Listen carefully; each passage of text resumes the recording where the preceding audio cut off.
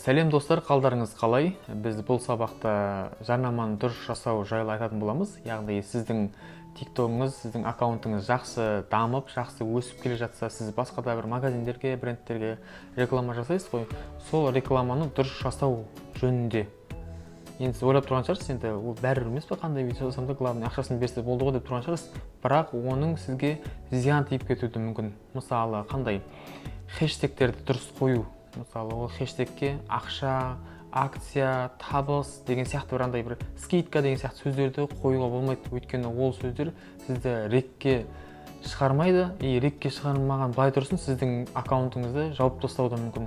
Сол үшін де сондай нәрселерге қатты мән беріңіздер. Екінші, спирттік, қару-жарақ, андай кішкентай балаларға қатысты нәрселерді рекламаламай қойыңыздар. Олар да сіздерге өте қауіпті болуы мүмкін. Егер де сіздің парақшаңыз эксперттік парақша болатын болса, мысалы мобилография, TikTok, таргетолог деген сияқты сондай бір мамандардың, сондай бір эксперттік мамандардың парақшасы болатын болса, онда сізге басқа бір дүниелерді жарнамаламай қойған дұрыс.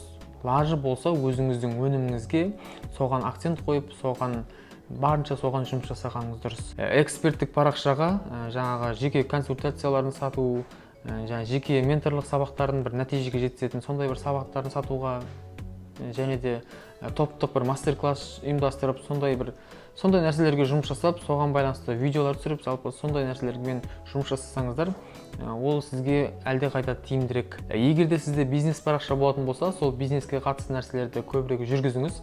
Мысалы, мына студия сіздікі болса, осы студияға, осы локацияларға көбірек адамдарды шақыруға, блогерлерді тегін сүртіп болсын, басқа болсын, әйтеуір жалпы осы локацияларды көрсетуге тырысыңыздар.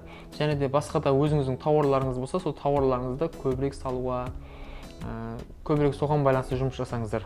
Егер де сіз TikTok SMM болатын болсаңыз, ол өзіңізде парақша жоқ болса да, басқа аккаунттарды жүргізу арқылы ақша табуға болады.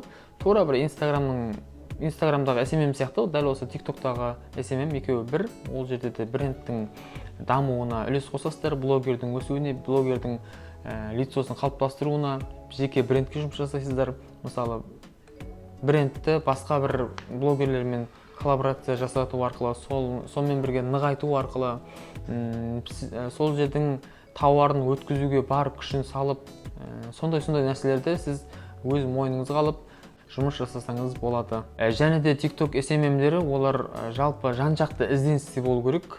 Әрқашан идея іздеп, және де мысалы видео түсіретін болса, жалпы ол видеодан да хабары болу керек, таргет болса таргеттен де хабары болу керек, копирайтинг болса одан да хабары болу керек, жалпы барлығын басқарып отыра алатындай болу керек. Және де мысалы видео түсіретін болса, соған өзі продюсерлік басқару арқылы соны қадағалап отырып, оның барлығы сол жаңағы TikTok SMM-нің жұмысы болып келеді. Және де TikTok SMM-нен бөлек TikTok сценарист, TikTok maker деген сияқты бөлімдері, өзінің салалары бар. TikTok сценарист деген жалпы осы TikTok-қа қатысты сценарийлер жазады.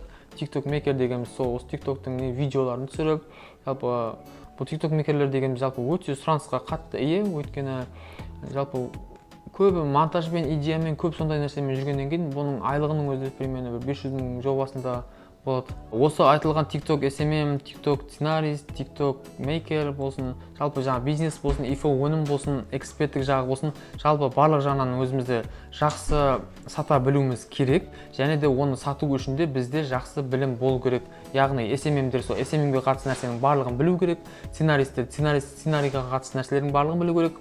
Мейкерлер сол TikTok мейкерлер сол TikTok мейкерлерге қатысты нәрселерді, монтажға қатысты нәрселердің барлығын жақсы білу керек деген сияқты. Ал олай болса, біз сабақтың соңына жеттік. Сабақ түсінікті деген ойдамын. Түсінбеген жерлеріңіз болса, жазыңыздар, сұраңыздар. Мен барлығына жауап беремін. Ал олай болса, келесі кездескенше сау саламатта болыңыздар.